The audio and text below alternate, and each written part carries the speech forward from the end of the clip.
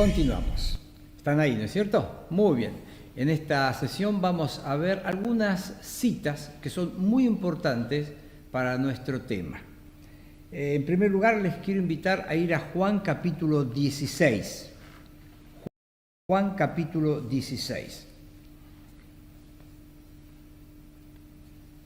Vamos a leer desde el versículo 12. Juan 16:12 dice: aún tengo muchas cosas que deciros, pero ahora no las podéis sobrellevar. Pero cuando venga el Espíritu de verdad, Él os guiará a toda la verdad, porque no hablará por su propia cuenta, sino que hablará todo lo que oyere, y os hará saber las cosas que habrán de venir. Él me glorificará, porque tomará de lo mío y os lo hará saber. Todo lo que tiene el Padre es mío, por eso dije que tomará de lo mío y os lo hará saber. Bueno, aquí está muy cerca el Señor de la cruz, y entonces aquí, fíjense, estas palabras son muy importantes. El Señor les está diciendo, en primer lugar, que habría muchas cosas que ellos necesitaban saber. Lo dice el versículo 12. Tengo muchas cosas que decirles, pero ahora no las pueden sobrellevar. Ahora no es el momento para que ustedes las escuchen, pero todavía hay cosas. Pero, ¿cuál es la promesa? La promesa es de que el Espíritu Santo, cuando viniese, Él iba a guiarlos a toda la verdad. Es decir, la verdad se completaría con las adiciones que el Espíritu Santo les traería. Él les guiaría a toda la verdad. Y sería totalmente confiable, porque dice que no va a hablar por su propia cuenta, sino que tomará de lo mío, dice el Señor, y os lo hará saber. Así que la idea en el versículo 13 de que habría nuevas profecías cuando venga el Espíritu Santo. Vemos entonces que Él va a elegir, en sus notas ustedes tienen ahí, eligió a ciertas personas para que recibieran las revelaciones adicionales y para ser testigos de ellas. Y en cuarto lugar, dio a las palabras de ellos, cuando hablaban por Él en el Espíritu, la misma palabra, la misma autoridad que a las suyas. Entonces, fíjense, el testimonio y la provisión de nuestro Señor. O sea, no he dicho todo lo que ustedes necesitan saber, pero va a venir el Espíritu Santo. Y Él va a completar su obra y les va a comunicar toda la verdad. Vayamos otra vez a 2 Timoteo 3:16, un versículo que hemos citado mucho, es muy importante en nuestra materia. 2 Timoteo 3:16. Vamos a leerlo una vez más. Toda la Escritura es inspirada por Dios y útil para enseñar, para redarguir, para corregir, para instruir en justicia. Así que vemos en primer lugar esa expresión: toda la Escritura es inspirada por Dios. Este es el único lugar en el Nuevo Testamento donde aparece la expresión sagrada, la expresión escritura. Y en el versículo 15, fíjense, es la expresión única vez, sagradas escrituras.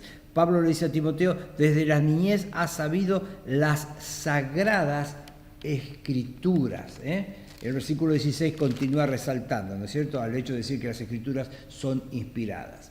Como ya hemos mencionado, toda la escritura podría ser también traducido cada escritura. Entonces, esto da la idea de que todas y cada una de ellas es objeto de la inspiración.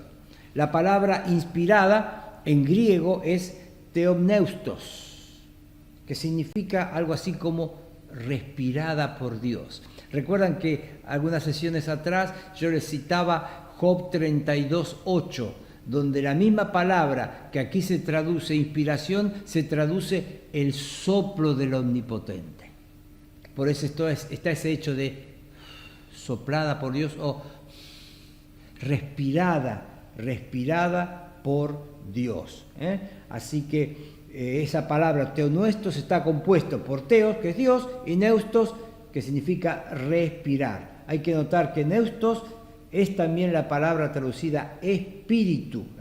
Así que teonuestos podría significar por el Espíritu de Dios o dado de Dios por medio del Espíritu. Así que aquí tenemos una declaración de que las Escrituras son sagradas y son producidas por Dios, dadas por Dios. Vayamos ahora a 2 Pedro capítulo 1. 2 Pedro capítulo 1. Y vamos a leer desde el versículo 17. 2 Pedro 1:17. Pues cuando él recibió de Dios Padre honra y gloria, le fue enviada desde la magnífica gloria una voz que decía: este es mi Hijo amado, en el cual tengo complacencia. Y nosotros oímos esta voz enviada del cielo cuando estábamos con él en el monte santo. Obviamente, aquí lo que está haciendo Pedro está hablando del momento de la transfiguración del Señor. ¿Recuerdan? Cuando el Señor se transfiguró delante de ellos y apareció Moisés, apareció Elías y Pedro tuvo la sugerencia de hacer 3 enramadas y que todos se quedaran ahí, y de pronto una nube les cubre y se escucha la voz que dice: este es mi Hijo amado. Y cuando ellos levantan la vista, estaba solamente Jesús. Tremenda experiencia. Pero fíjense cómo sigue la lectura. Después de decir: nosotros oímos esta voz cuando estábamos con él en el monte. Versículo 19 dice: tenemos también la palabra profética más segura. La palabra profética más segura.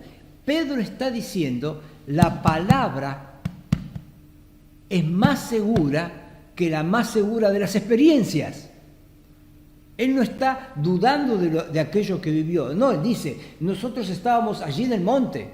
Nosotros oímos la voz del cielo diciendo: este es mi Hijo amado. Pero tenemos la palabra profética más segura. La palabra más segura. Lo que está marcando es la superioridad del texto escrito sobre cualquier experiencia personal.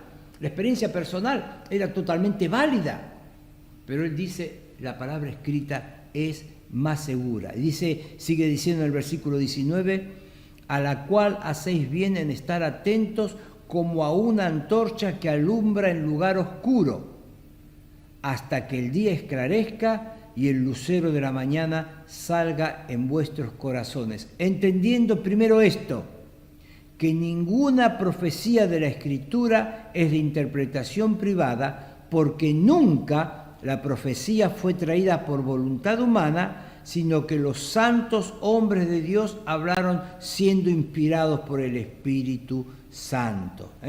Entonces, fíjense, Pedro habla aquí de profecía, pero lo que realmente es la enseñanza no necesariamente está limitada a las porciones proféticas.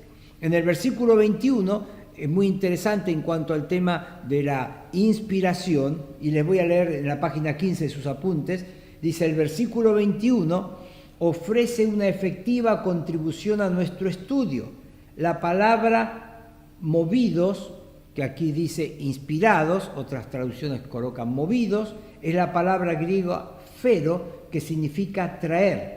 En voz pasiva, como está acá, significa ser traído consigo o ser llevado por otros. Esto indica que el Espíritu estaba haciendo algo más que guiar o dirigir. El término nos dice más sobre el proceso de inspiración que la misma palabra inspirar. Finalmente hay 2 verdades que aquí se están marcadas. Nos dice cómo no llegó la palabra de Dios. No llegó, versículo 21, por voluntad humana. No llegó por voluntad humana. Segundo, nos dice cómo llegó la palabra de Dios. Llegó cuando los hombres fueron separados para este propósito, fueron llevados, movidos por el Espíritu Santo de Dios. Entonces este versículo también nos enfatiza la importancia del texto escrito y también nos enfatiza lo activo, lo dinámico que estuvo el Espíritu Santo de Dios en la producción del texto que nosotros hoy tenemos. Nunca fue por voluntad humana, siempre fue porque el Espíritu Santo tomó a esos hombres y les llevó. Los hombres hablaron siendo inspirados por el Espíritu Santo. Vayamos a un versículo más. Ahora en Juan capítulo 10.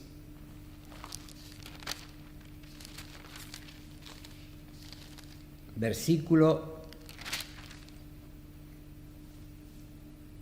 34. Jesús les respondió: ¿no está escrito en vuestra ley, yo dije, dioses sois? Si llamó dioses a aquellos a quienes vino la palabra de Dios y la Escritura no puede ser quebrantada, al que el Padre santificó y envió al mundo, vosotros decís, tú blasfemas porque dije, hijo de Dios soy. Aquí es muy interesante este versículo. Aquí el Señor está citando, en el versículo 34, del Salmo 82, versículo 6. Pero es interesante que siendo un salmo, sin embargo el Señor le dice, vuestra ley. Es decir, no importa que no estaba en lo que específicamente ellos llamaban como la ley dada por Moisés. Igual tenía autoridad de ley, aunque estaba en el libro de los Salmos, en lo que para ellos era la tercera sesión, el Ketubim. Entonces, era igual ley, vuestra ley tiene una autoridad legal valedera. Pero es interesante que aquí utiliza esa expresión de que no puede ser quebrantada. Es la misma que se utiliza cuando se habla de la violación del día de reposo o transgredir los mandamientos. No puede ser quebrantada, no puede ser anulada, debe ser aceptada tal cual está. Tal cual está. Así que la confianza en que lo que está escrito es inspirado por el Espíritu Santo de Dios, utilizando hombres santos, y debe ser respetada, considerada, entendida tal cual está. Es interesante notar que Cristo se refiere solamente a una cláusula del Antiguo Testamento. Concluimos que la autoridad de las Escrituras comprende hasta las mismas formas de expresión de sus cláusulas más casuales. Vayamos a otro versículo, 1 Pedro capítulo 1. Ya hemos mencionado estos versículos, pero nos va a ser bien verlos otra vez. 1 Pedro capítulo 1, vamos al versículo 10, desde el 10 al 12. Los profetas que profetizaron de la gracia destinada a vosotros, inquirieron y diligentemente indagaron acerca de esta salvación, escudriñando qué persona y qué tiempo indicaba el Espíritu de Cristo que estaba en ellos, el cual anunciaba de antemano los sufrimientos de Cristo y las glorias que vendrían tras ellos. A esto se les reveló que no para sí mismos, sino para nosotros, administraban las cosas que ahora os son anunciadas por los que os han predicado el Evangelio por el Espíritu Santo enviado del cielo, cosas en las cuales anhelan mirar los ángeles. Entonces ya hemos citado esta porción cuando hablábamos de aquellos que confunden inspiración con iluminación. ¿Recuerdan? Decíamos, no siempre los hombres de Dios escribían y entendían las palabras que Dios les estaba dando. Muchas veces hablaron de la venida del Señor, como dice aquí, los sufrimientos de Cristo, versículo 11, las glorias que vendrían tras ellos, y no podían entender que Jesús vendría, que el Mesías vendría 2 veces, que habría una venida para sufrir y que habría una segunda venida para reinar, un tiempo glorioso. no entendían.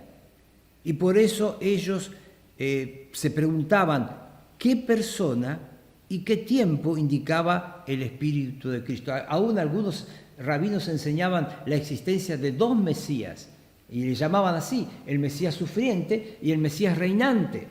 Entonces no entendían.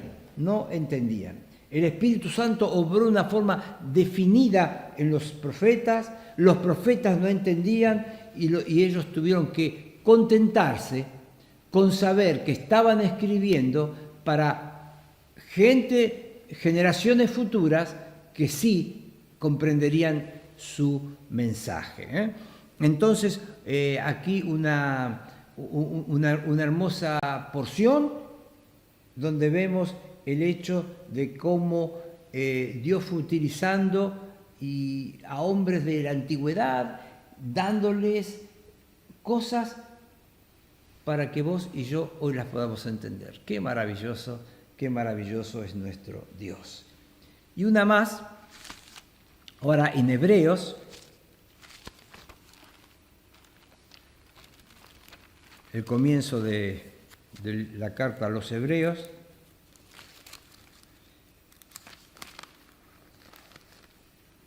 Ahí está.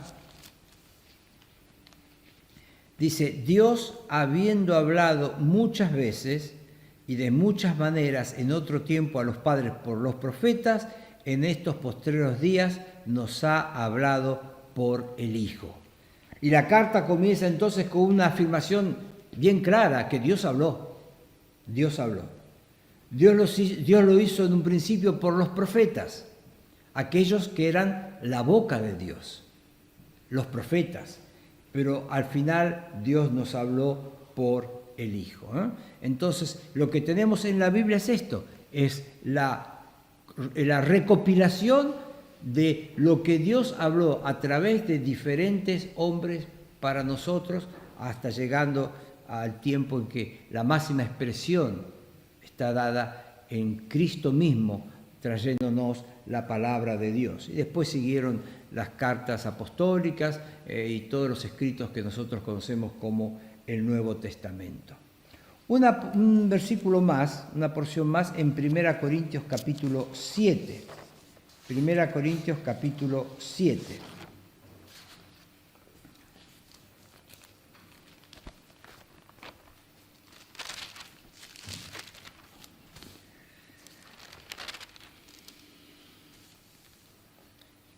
Y acá hay un tema interesante sobre matrimonio, divorcio, pero no vamos a entrar en el tema. Acuérdense que estamos estudiando bibliología, pero vamos a tomar este pasaje para sacar una interesante lección y aprender algo muy interesante y útil para nuestro estudio.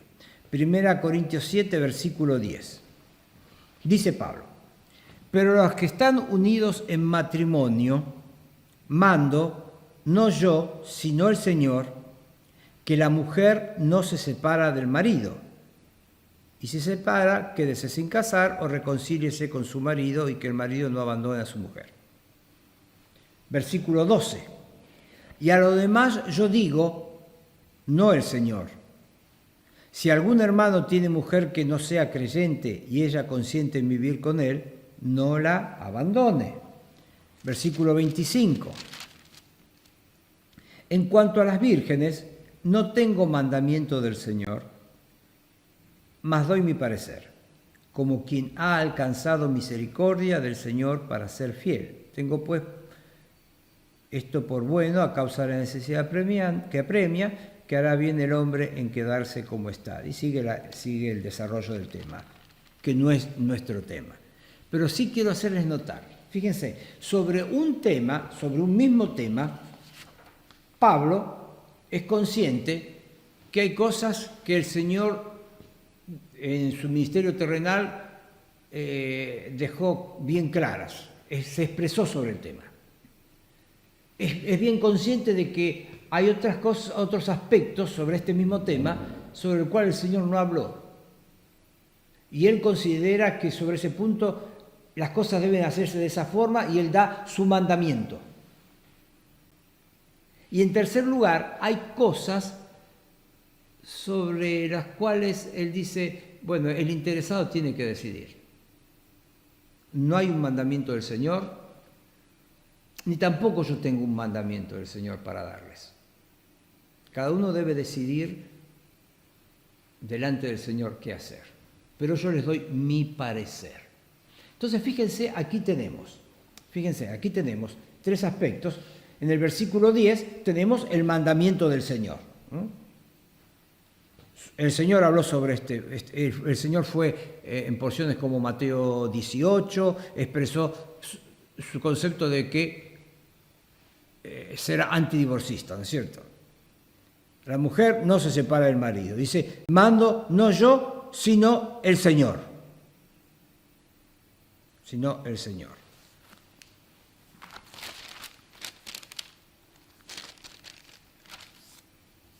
Perdón, dije 18 y me acordé que no era 18. Es Mateo 19, versículos 4 en adelante. Mateo 19 en adelante.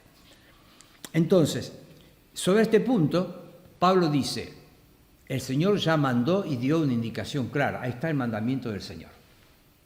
Sobre el segundo aspecto, si algún hermano tiene mujer que no sea creyente, claro, llegaba el Evangelio a un hogar, se convertía el hombre o se convertía la mujer, entonces, ¿qué hacía la mujer? Su esposo o del hombre la esposa tenía su altar, era idólatra, ¿qué hace? ¿La dejo? ¿No la dejo? Bueno, sobre ese tema el Señor no había hablado. Y él como apóstol tiene que dar y siente del Señor que puede dar un mandato. A lo demás, yo digo, dice el versículo 12, no el Señor. Yo digo, no el Señor. Y cuando llegamos al último caso, tengo mi hija, van pasando los años, no se casa, ¿qué hacemos? ¿La caso o no la caso? Ustedes saben que en aquella época se arreglaban los casamientos, cosas así. Y dice el versículo 25, en cuanto a las vírgenes, no tengo mandamiento del Señor, mas doy mi parecer. Entonces, ¿cómo debemos considerar este tema, estos 3 aspectos, estas tres cosas diferentes que Pablo nos presenta? En un caso, un mandato del Señor. En segundo caso, un mandato de Pablo. En tercer caso, un parecer de Pablo, una opinión o un consejo de Pablo. Lo primero que tenemos que decir es que todo es igualmente inspirado. El texto es igualmente inspirado. No es que el Espíritu Santo, cuando Pablo va a escribir y dice esto es un mandato del Señor, y obró más sobre la mente de Pablo que cuando Pablo va a decir sobre esto no tengo ni un mandato del Señor, ni yo les doy un mandato, les doy mi parecer. Entonces el Espíritu Santo dice, bueno, no pasa nada, poné lo que te parezca ahí. No es así. Es igualmente inspirado. Y uno puede preguntarse, pero entonces, ¿cómo el Espíritu Santo estaba guiando la mente de Pablo? ¿Y por qué sobre ese punto no había una dirección clara? Y estaba solamente la opinión o el consejo de Pablo. Bueno, el Espíritu Santo quería que Pablo colocara su consejo. Y dejar libertad también en diferentes circunstancias a que las personas decidieran, sabiendo cuál era el consejo apostólico. Entonces, todo tiene la misma autoridad. Nadie podía decir, mira, yo voy a hacer caso a lo primero porque es la palabra del Señor. Y lo otro, lo de Pablo, bueno, no es tan importante. No. Es igualmente, tiene la misma autoridad porque fue escrito y Pablo tenía el mandato dado del Señor y el texto, la escritura es tan inspirada en un caso como en el otro. Y el Espíritu Santo quiso que en el otro hubiera un consejo, no un mandato. Así fue. Entonces, las 3 cosas tienen la misma inspiración, no hay grados de inspiración, y el Espíritu Santo quiso que allí estuvieran estos 3 aspectos: la orden del Señor, la orden de Pablo y el consejo de Pablo. Y fíjense cómo termina el versículo 40, como termina el capítulo 7 de 1 Corintios, versículo 40, pero a mi juicio más dichoso será si se quedará así, dice, y pienso que también yo tengo el Espíritu de Dios. Es decir, estoy dando un consejo, pero no es para que se tome como un consejo cualquiera, es el consejo de alguien guiado, controlado por el Espíritu de Dios. Entonces aquí tenemos tres aspectos y un pasaje muy interesante que nos muestra cómo al Espíritu Santo de Dios en un momento le interesó tener registrada una orden que el Señor había dado en su ministerio terrenal, en otro aspecto tener una orden apostólica y en otro aspecto, y en el tercer aspecto, tener un consejo apostólico.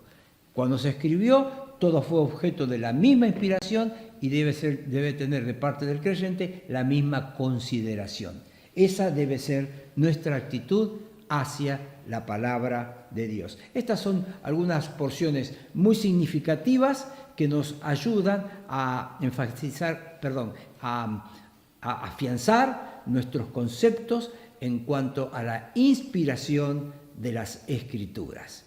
Quisiera, como siempre, terminar nuestra sesión con un versículo del Salmo 119.